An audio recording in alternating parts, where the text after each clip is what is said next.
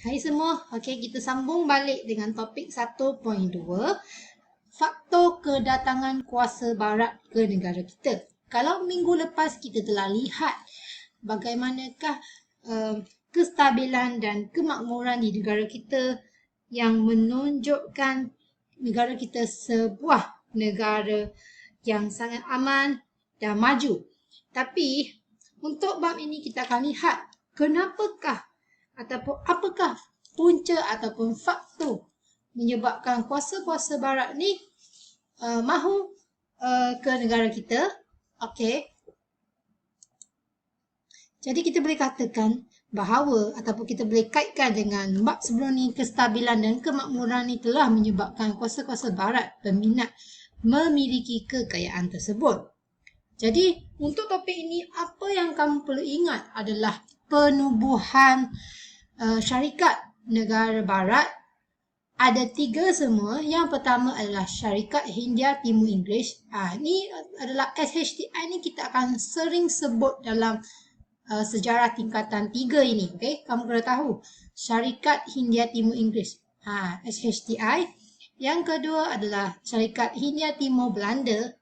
Yang ketiga adalah Syarikat Hindia Timur Perancis. Tapi yang utamanya kamu kena tahu SHTI lah. Sebab SHTI ni memainkan peranan dalam penjajahan di negara kita. Baiklah, sebelum tu kita kena tahu dulu kuasa barat mana ataupun kuasa ataupun negara mana yang melakukan penjajahan pada masa tersebut. Okey, ada dibahagikan pada 2 abad. Abad ke-16 ni dia ada 2 negara yang hebat dalam melakukan penjajahan. Yang pertama adalah Portugis. Okey, sebab Portugis ni dia berjaya menguasai laluan perdagangan ataupun jalan perdagangan di Lautan Hindi. Lautan Hindi tu di mana kamu boleh tengok buku teks kamu muka surat 10. Betul. Tengok laluan Hindi tu di mana. Di situ adalah kawasan penguasaan Portugis. Manakala Sepanyol pula, kamu kena tahu Sepanyol ni dia mewujudkan saingan utama dalam kuasa penjajahan. Maksudnya mereka bersaing. Negara mana makin ada banyak negara yang dia jajah, semakin hebat kuasa tu. Okay, jadi mereka bersaing dari segi benda tu. Jadi kita boleh tengoklah Sepanyol pada masa tersebut muncul sebagai kuasa ulung Eropah, di mana dia dapat menjajah, maka dia ada kekayaan hasil dari koloninya, maksudnya hasil dari negara yang dia jajah lah. Dan untuk abad ke-17 ni, persaingan penjajahan tu berlaku di antara 3 buah negara, iaitu Belanda, British dan Perancis. Okey, sebab ketiga-tiga ni mereka berebut untuk merebut kekayaan di seberang laut. Dan seberang laut itu adalah alam Melayu lah yang menjadi sasaran. Alam Melayu ni termasuk Tanah Melayu, mana lagi? Termasuk Pulauan Indonesia. Okey, kamu boleh tengok. Dan juga mereka bersaing untuk mendapatkan sumber rempah ratus. Tengok peta ni. Ini adalah laluan-laluan jalan negara ataupun kuasa penjajah lah. Kamu boleh tengok seperti di Belanda, laluan dia di mana. Okay. Sepanyol di mana? Sepanyol warna hijau kan? Sepanyol ni kuasa besar persaingan masa abad ke-16 ni. Kau boleh tengok Sepanyol ni. Manakala abad ke-17 pula, okay, muncullah kuasa seperti Inggeris. Inggeris ni adalah British lah. Okay, Inggeris mana laluan dia? Sekitar kawasan ni lah. Dan manakala Portugis, Portugis ni mana? Itu cara kita tengok. Dan inilah Lautan Hindi yang cikgu sebut tadi. Okey, jom kita tengok faktor kedatangan kuasa barat. Okey, kamu boleh tengok mula muka surat 11. Di sini faktor ni dalam buku teks kamu dia bahagi ikut bab. Contoh kita boleh tengok dibahagikan kepada abad ke-16. Sebab abad ke-16 ni kita tengok kuasa seperti mana. Kuasa seperti Portugis kan. Lepas tu abad ke-17 dan 18, apakah faktor yang atau apakah punca yang menyebabkan kuasa barat ni nak menjajah? Okay, manakala apakah faktor kedatangan pada abad ke-19 dan ke-20? Okey, jadi kita tengok dari segi faktor kedatangan abad ke-16 dalam buku teks kamu terbahagi kepada 4. Yang pertama, barang mewah. Yang kedua, faktor disebabkan mahukan tempat pengumpulan barang. Manakala yang ketiga, faktor dia sebab dia nakkan sebuah pelabuhan persinggahan. Dan faktor kedatangan juga dikaitkan sebab agama Kristian. Okey, untuk barang mewah, sebab mereka datang ke negara kita ataupun datang menjajah ni sebab mereka nakkan barangan mewah dari negara China. Okey, sebab negara China mereka nak dapatkan barang mewah seperti teh. Tengok gambar teh dalam buku teks kamu, teh. Mereka nakkan sutera, mereka nakkan tembikar dari negara China. Kenapa ni faktor mereka datang ke sini? Okey, sebenarnya dia dikaitkan juga dengan faktor yang seterusnya. Okey, sebab pertukaran barang China ni sebagai tukar gantinya, China ni dia nakkan emas, perak, biji timah, rempah ratus. Tapi barat ni dia kena usahakan barang ni lah. Jadi barang ni kebetulannya ada di Kepulauan Melayu. Sebab tu mereka ni nak datang ke negara kita ataupun datang ke alam Melayu lah. Sebab mereka nak tukar barang Cina tu dengan barang kita. Okay? Sebab negara Cina ni dia tak nak barangan dari negara barat ni. Mereka nakkan emas, perak, biji timah dan rempah ratus yang hanya ada di Kepulauan Melayu. Okay? Tambahan juga barang mewah juga seperti rempah ratus, minyak wangi, emas, perak, batu permata, gading dan hasil hutan ni memang merupakan barangan mewah lah yang disukai oleh orang Eropah juga. Okey, yang kedua, faktor pengumpul pusat.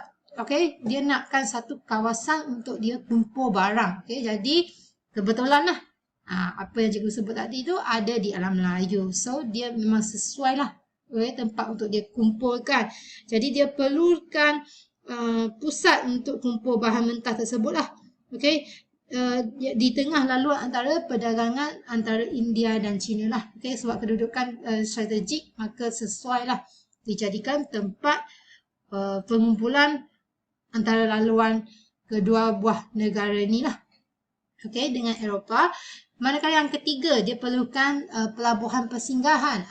Sebab dia nakkan satu pelabuhan persinggahan. Sebab kita tahu mereka nak pergi berniaga ni, laluan tengok peta lah. Kita boleh tengok peta, laluan memang jauh lah. Jadi dia perlu kawasan untuk dia berhenti, untuk dia singgah. Sebab angin monsun barat daya dan timur laut pada masa tertentu ni menyukarkan pelayaran. Jadi dia kena ada satu pelabuhan lah untuk dia elak, okay, untuk dia berlindungi daripada peralihan angin monsun ni lah sebelum berlayar ke Canton. Kamu tengok Canton tu China lah. Okay. Dan kebetulan juga pelabuhan ni dia boleh jadi untuk kawasan untuk kapal, labur, isi bekalan air, makanan serta membaiki kapal lah. Sebab laluan daripada Eropah, daripada barat ni nak pergi ke Canton China ni memang jauh. So tengah-tengah tu kena berhenti lah. Yang seterusnya adalah agama Kristian. Ni dikaitkan dengan agama. Kenapa dia nak datang menjajah negara kita? Tapi dia kait dengan agama Kristian. Okay? Sebab kita tahu pada abad ke-16, dua buah negara ini iaitu Sepanyol dan Portugal ni sebuah negara Kristian Katolik yang menekankan penyebaran agama Kristian. Mereka nak sebarkan. Okay? Kalau boleh dia nak sebarkan agama dia ni kepada seluruh penduduk di dunia lah kalau boleh lah. Jadi matlamat penjajahan ni, tapi cikgu rasa kan sebenarnya agama ni hanyalah sampingan lah. Tetapi yang utama penjajahan dia adalah lebih kepada kekayaan. Lepas tu kemasyhuran. Keagamaan ni kita kata sampingan lah. Alasan kan. Okey, yang seterusnya. Ni gambar-gambar barang mewah lah. Barang mewah yang ada di Kepulauan Melayu ataupun di negara kita. Okey, yang bawah ni lah. Yang atas ni barangan dari China. Okey, sebab Portugis ataupun kuasa barat ni dia perlukan barangan mewah dari negara China dan sebagai tukar ganti, tukarlah. Tukar dengan emas, perak yang kita cakap tadi lah. Yang seterusnya kita tengok pula pada abad ke-17 dan 18 berlakunya satu perkara yang dipanggil sebagai revolusi perindustrian. Revolusi perindustrian ni pembuatan secara pukal lah, supaya banyak-banyak kan. Jadi dia pengeluaran secara pukal, secara industri ni dia memerlukan banyak bahan mentah. Masa ni dia berlaku di Britain. Britain. Dan menjelang 1870 juga, Jerman dan Perancis juga menjadi negara perindustrian. Jadi kalau negara perindustrian, kilang-kilang keluar barang ni mesti dia perlukan bahan mentah yang banyak. Sebab negara dia punya bahan mentah tak mampu menampung. Jadi dia kena cari pusat ataupun kawasan untuk bekalan bahan mentah secara berterusan. Serta dia perlukan kawasan untuk memasarkan barangan mereka. Jadi dia datang menjajah sebab dia nakkan bahan mentah, dia nak memasarkan barangan mereka. Jadi ini dipanggil sebagai dasar mencari pusat perdagangan dan kuasai tanah jajahan. Terutamanya dia cari negara-negara yang kaya dengan bahan mentah. Negara kita lah contohnya, seperti negara kita abad yang seterusnya juga. Dia ada saing berkaitan sebenarnya. Kalau abad ke-19 dan abad ke-20 ni, dia ada 8 semua faktor. Yang pertama adalah perkembangan industri kereta. Yang kedua, industri mengetin. Yang ketiga, ciptaan kapal wap. Yang keempat, ciptaan telegraf. Yang kelima, kesuburan tanah dan kekayaan hasil bumi. Yang keenam, pembukaan terusan Suez. Yang ke-7 adalah persaingan kuasa barat. Dan yang ke-8 adalah slogan beban orang putih. Kamu kena ingat, sekurang-kurangnya ingat 3 ataupun ingat 4 lah. Biasanya yang ni pun soalan favorite yang ditanya dalam ujian. Untuk perkembangan industri kereta, sebab pada masa tersebut munculnya permintaan yang banyak untuk getah asli kerana perusahaan kereta yang berkembang lah. Ini menyebabkan negara Eropah ni dia perlukan bekalan seperti getah, serta dia perlukan kawasan yang luas untuk menanam getah ni. Sebab getah asli ni dia penting untuk perusahaan kereta serta perusahaan penebat barangan elektrik. Faktor kedua adalah kesuburan tanah dan kekayaan hasil bumi. Negara kita ni sebenarnya mempunyai tanah yang luas, subur dan iklim yang sesuai untuk tanaman berorientasikan ekspor. Contoh seperti getah, tebu, tembakau dan padi. Dan kita boleh tengoklah kesuburan tanah dan kekayaan hasil bumi ni telah menarik kedatangan kuasa barat. Contoh hasil bumi yang ada biji timah, biji besi, emas, petroleum dan arang batu. Yang seterusnya, faktor kedatangan kuasa barat ni sebab pada masa tersebut industri mengetin berkembang di barat, dan kita boleh tengok ini kerana pada abad ke-19 Amerika Syarikat telah mencipta ataupun ciptaan Amerika Syarikat ini telah menyebabkan penggunaan biji timah yang meluas, terutamanya dalam industri mengetin makanan, mengetin minuman, bumbung rumah dan tong minyak. Dan ini telah menyebabkan harga biji timah ni tinggi dan menyebabkan permintaan yang bertambah. Negara kita pula kaya dengan biji timah kan. Jadi maka datanglah pihak barat ni yang mahu menguasai kekayaan ini. Yang seterusnya menyebabkan kuasa barat datang ke negara kita juga disebabkan oleh faktor pembukaan terusan Suez. Terusan Suez ni macam mana terusan Suez ni? Kamu tengok dalam muka surat 14. Terusan Suez ni dia adalah satu terusan yang telah memendekkan jarak antara negara barat nak datang ke alam Melayu. Jadi kita boleh tengok pada muka surat 14 di peta, kamu tengok. Peta ada jelas, sini ada. Peta menjelaskan, tengok. Kalau dia melalui jalan lama ataupun melalui Tanjung Harapah, perjalanan mereka adalah sebanyak 12,400 batu. Tapi kalau ciptaan terusan Suez ni, dia lalui di sini, maka jarak dapat dipendekkan kepada 8,000 batu. Ini telah mempercepatkan urusan perdagangan, terutamanya perdagangan alam Melayu dan benua Eropah. meningkat. Jadi kita boleh tahulah pembukaan terusan Suez ini telah menggalakkan mereka untuk datang ke negara ataupun datang ke alam Melayu dengan mudah atau cepatlah. Yang seterusnya, ciptaan kapal awak. Ciptaan kapal awak ni secara tidak langsung menggalakkan lagi kuasa barat datang sebab pada abad 19 juga kapal awak ini dicipta dan dia membolehkan muatan yang banyak serta perjalanan lebih cepat dan jimat kos. Jadi ini telah menyebabkan penghantaran barang dagangan mudah dan murah. Ini merancakkan lagi lah. Okey. Dan seterusnya, faktor kepada kedatangan mereka adalah disebabkan adanya persaingan antara negara barat ataupun kuasa barat, di mana kita boleh tengok contoh seperti Britain, Jerman, Perancis, Sepanyol dan Amerika Syarikat ni mereka bersaing untuk menakluki kawasan. Okey, kita dah sebut kan, mereka dulu ni bersaing siapa ada banyak negara jajahan maka negara tersebut semakin hebat, okey, semakin kuat. Sebab mereka anggap semakin luas tanah jajahan maka semakin tinggi sanjungan yang mereka akan dapat. Jadi ini telah menyebabkan mereka sanggup berperang lah. Okay, yang seterusnya adalah ciptaan telegraf.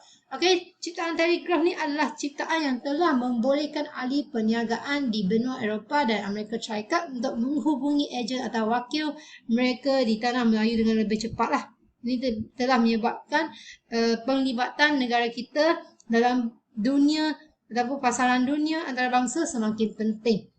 Okey, ni contoh kita boleh tengok usaha memasang kabel telegraf di lautan Atlantik yang menggunakan kapal. Okey, dan yang terakhir adalah slogan beban orang putih. Kalau tadi kita tengok pada faktor kedatangan kuasa barat pada abad ke-16 tu dikaitkan dengan agama Kristian kan. Dia nak menunjukkan perkara baik lah. Dan untuk slogan ni juga, dia kuasa barat ni dia nak cuba menonjolkan identiti yang baik dalam diri mereka. Okey, dia kata beban orang putih. Maksudnya bermaksud tanggungjawab dan tugas untuk bantu dan memberikan kesejahteraan kepada peribumi wilayah yang dijajah. Okey, sebab dia anggap ini adalah satu tanggungjawab mereka lah yang perlu mereka tolong. Okey, nak memajukan penduduk di kawasan yang mereka jajah tu lah. Nak umpamakan mereka punya tugas tu berat lah. Okey, beban orang putih. Orang putih ni ada banyak tanggungjawab. Tapi sebenarnya itu alasan saja. Dia nak sebarkan pengaruh dan tamadun. Dia nak bagi orang setuju lah ataupun mewajarkan tindakan mereka menjajah ni. Seolah menunjukkan mereka ni sifat yang baik. Sebenarnya penjajah ni tetap penjajah. Mereka tetap jahat kan, betul tak? Mereka ni nak membolot semua kekayaan yang ada. Tapi pada masa yang sama guna alasan, gunakan slogan yang boleh menutup menutup mereka punya niat jahat tu kan. Okey. Tambahan juga mereka mengatakan bahawa peradaban mereka ni lebih tinggi berbanding kebudayaan penduduk yang dijajah. Maksudnya budaya mereka lebih hebat lah. Jadi Perancis, kalau tadi tu kita kata barat lah ataupun British lah, lebih kepada British. Tapi bagaimana pula dengan Perancis? Perancis pun ada slogan dia yang tersendiri. Slogan yang mereka gunakan adalah tugas untuk menyebarkan tamadun lah. Sebab mereka anggap penduduk di tanah jajahan yang mereka jajah tu adalah mundur. Okey, jadi itu sahajalah topik ini. Dia banyak sebenarnya faktor kan. Kalau kita tengok abad ke-16 yang tadi tu kan, dia ada 4 faktor semua. Jangan keliru. Cuba cari jalan untuk kamu mudah ingat fakta ini. Okey, yang faktor ke-17 dan 18 ni dia tak susah sebab dia ada satu je. Okey, iaitu revolusi perindustrian. Tapi untuk abad ke-19 dan 20 ni dia ada 8 semua faktor. So, kamu kena ingatlah. Okey, sebab ujian memang suka ataupun gemar ditanya. Jadi, setoran esei ni kita akan lihat minggu depan. Kita tengok dulu soalan objektif. Yang ni, kamu datang bersemuka nanti, cikgu akan ajar kamu macam mana menjawab soalan struktur dan soalan esei. Okey, untuk objektif sama juga. Objektif ni, pilihlah satu jawapan yang tepat. Okey, nombor 1. Maklumat berikut berkaitan dengan perkembangan kuasa Eropah. Pada abad ke-16, negara Ek ni menjadi kuasa ulun dalam bidang perdagangan di Eropah. Tengok abad ke-16 tadi cikgu sebut. Abad 16 ada 2 saja negara, betul tak? Kalau abad ke-16 dia melibatkan Portugis dan Sepanyol. Tapi manakah jawapan yang tepat? Tengok ada tak Portugis? Tak ada kan? Ada Sepanyol. Jadi jawapan yang tepat adalah D. Tengok pula yang kedua. Barangan berikut diperlukan oleh pedagang Eropah daripada negara timur. Daripada negara China lah, timur ni. Dia nakkan tembikar kan. Jadi barangan tersebut dihasilkan oleh negara mana? Negara China lah. Tengok soalan dia senang saja kan. Okey, yang ketiga pula. Pernyataan berikut berkaitan dengan matlamat kedatangan kuasa-kuasa barat ke Kepulauan Melayu. Okey, tugas dia nak menyebarkan agama Kristian, betul tak? Jadi soalan tanya, matlamat tersebut dilakukan oleh negara mana? Menyebarkan agama Kristian. Masih ingat tak? Dia ini pada abad ke-16. Faktor abad ke-16 yang ada 4 tadi tu. Tengok balik muka surat 11 tu. Muka surat 11. Jadi pada abad 16 ni ada 2 kuasa besar yang cikgu sebut tadi, Portugis dan Sepanyol, betul tak? Kalau kamu tak percaya, kamu tengok buku teks muka surat 11. Ada gambar pada gereja tu. Kamu nampak tak? Sepanyol dan Portugis merupakan 2 buah negara Kristian Katolik yang menekankan usaha penyebaran agama Kristian di seberang laut. Sebenarnya Portugal dan Sepanyol ni lah kuasa barat yang gemar menyebarkan agama Kristian berbanding dengan kuasa barat yang lain. Kalau kuasa barat yang lain ni dia lebih kepada menjajah. Okey, tapi kuasa Sepanyol dan Portugis selain daripada dia menjajah, menguasai kekayaan, dia ada niat untuk menyebarkan agama dia lah. Jadi jawapan yang tepat adalah 2 dan 3, C. Yang seterusnya pula, perkembangan industri mengetin membawa kepada keperluan untuk mendapatkan biji timah. Bilakah bermulanya perkembangan industri mengetin tersebut? Yang ni tengok pada muka surat 13. Pada abad keberapa? Jumpa tak? Tadi cikgu dah sebut kan, dia di Amerika Syarikat kan. Jadi jawapan yang tepat kalau kita tengok pada buku teks adalah pada abad ke-19. Jadi jawapan yang tepat adalah C. Okey, yang kelima. Yang ni tokoh apa? Jadi cikgu tak ingat nak terangkan. Tadi okey, ini apakah sumbangan tokoh berikut kepada masyarakat tamadun dunia? Okey, A. Menyebarkan agama Kristian. Ya ke? B. Pembinaan terusan Suez. C. Penciptaan kapal wap. D. Apa D? D adalah pembinaan pelabuhan Said. Okey. Jawapan yang tepat sebenarnya ada dalam muka surat 14. Tokoh ni adalah tokoh yang terkenal dalam perancangan ataupun pembinaan terusan Suez. Dalam pembinaan terusan Suez ni. Okey, siapakah beliau? Beliau ni sebenarnya adalah Ferdinand de Lesseps. Okey, merupakan jurutera Perancis yang telah merancang terusan Suez yang telah memendekkan jarak daripada negara Eropah ke alam Melayu, memudahkan mereka menjadah. Jadi jawapan yang tepat kepada soalan yang 5 ni adalah B. Pembinaan terusan Suez. Okey, yang keenam pula.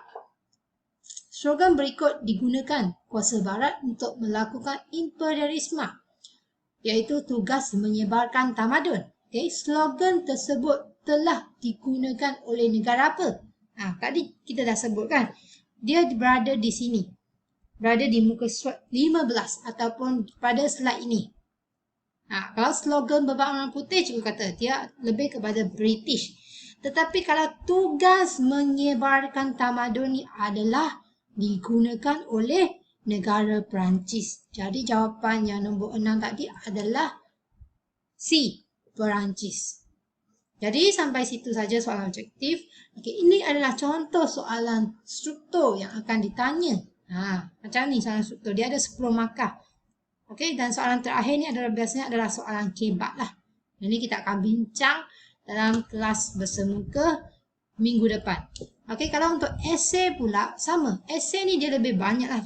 Okey, dia satu soalan tu 20 markah. Kita boleh tengok Soalan yang terakhir sama. Kalau soalan sejarah ni sama ada struktur ataupun esei, soalan yang terakhir adalah soalan kebat. Soalan kebat. Yang lain ni adalah soalan berbentuk fakta yang perlu kamu baca ataupun perlu hafal. Jadi kamu boleh jawab.